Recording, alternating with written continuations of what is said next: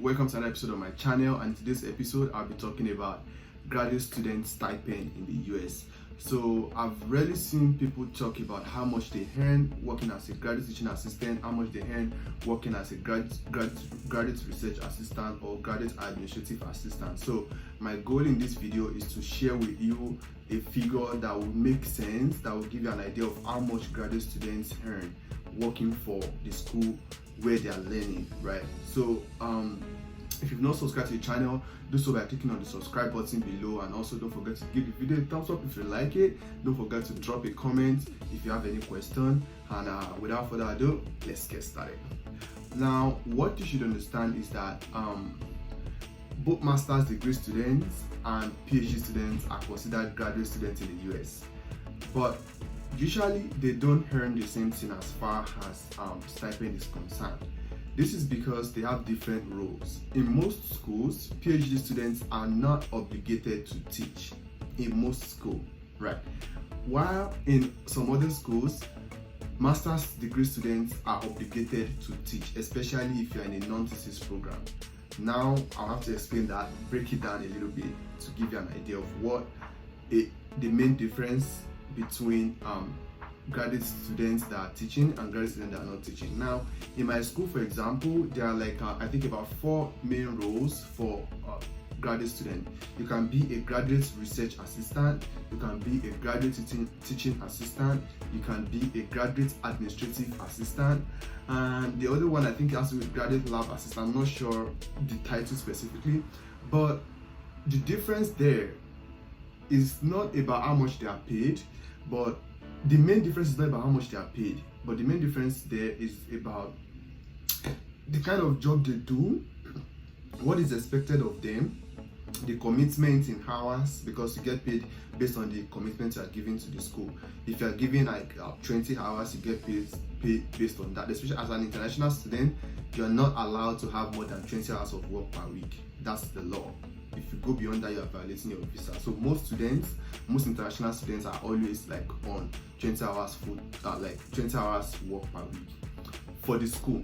Now, something very, very common is that if you are a graduate research assistant and you work in a lab, if you are doing your PhD or you just basically work in that lab, you are assisting the principal investigator, the PI, we call them PI, you are assisting the PI with the experiments, you are working for that lab specifically.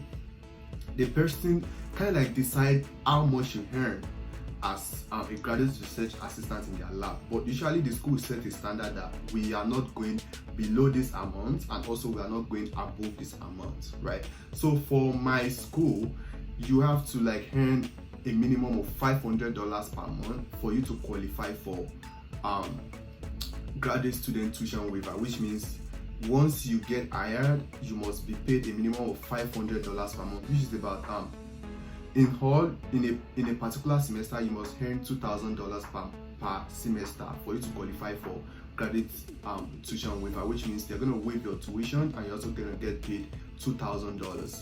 Now, it doesn't mean everybody is earning exactly that amount. What that means is that nobody's earning below $2,000 per semester as a graduate assistant, either as a GTA, as a GRE, or as a GAA, whatever title your job comes with. What it means basically is that you are not earning less than $500 per month before they deduct taxes or any other holdings that might come with your stipend. So, but a lot of people earn more than $500 per month. Like I said, it depends on the type of job you are doing for your school. It depends on the area where you are working. It depends on your department.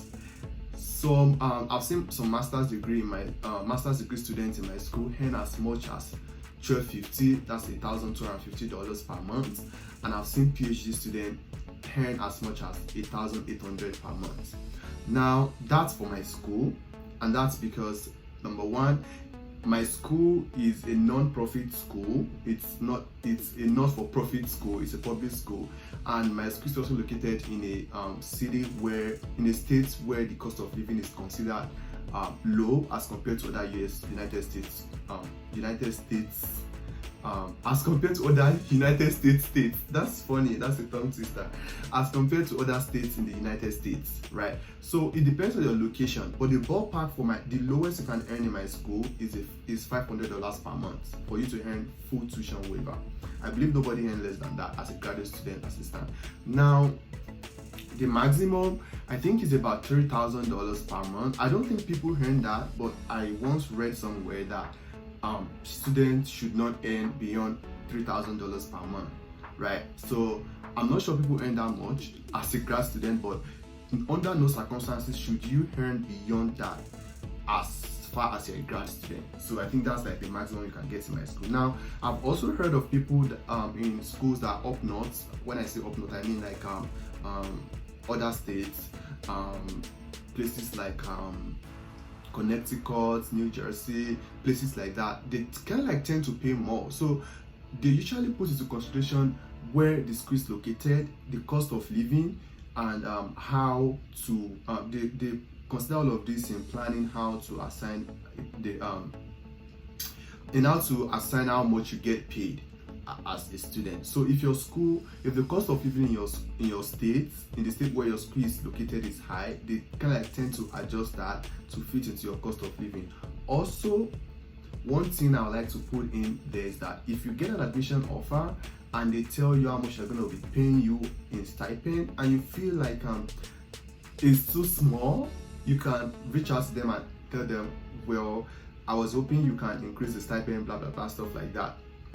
Sometimes it works, they might increase it, sometimes it doesn't, but it doesn't hurt if you try, right? So because I know of people that reached out to my school, like they got an admission offer, and they were like, the school gave them an offer that with the admission about how much they're going to be paying them in stipend, and they were like, we're not sure this is cool, can you like review it upward? And it was reviewed upward for them. So I don't know if that's enough, but it's worth trying if they're going to give you or not. So that's it. That's all I have for you in this episode, and it's to give you an idea of how much grad students earn in my school, which is Georgia State University.